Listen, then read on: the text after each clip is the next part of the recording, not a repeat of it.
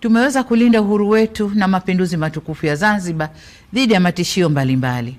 Aidha, Tanzania imeendelea kushuhudia mabadiliko ya uongozi kidemokrasia, ambapo kila baada ya miaka mitano hufanyika uchaguzi wa viongozi wa kitaifa na wa serikali za mitaa. Zaidi ya hayo, muungano wetu unaendelea kuzingatia misingi ya utawala bora katika nyanja mbalimbali, ikiwemo utawala wa sheria, haki za binadamu, uwazi, uwajibikaji na maridhiano.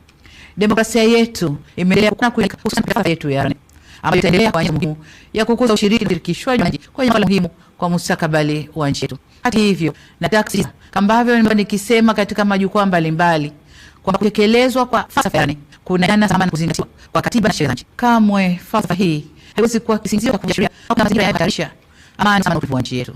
Dola ya Jamhuri ya Tanzania inasimamiwa ni mitatu au serikali, bunge na mahakama. Kwa pamoja kama nchi tumeamua pia shughuli za nchi kushirikisha taasisi ndani ya nchi, taasisi za serikali, sio za serikali, taasisi za dini na raia. Shughuli zote zinazofanywa na taasisi hizi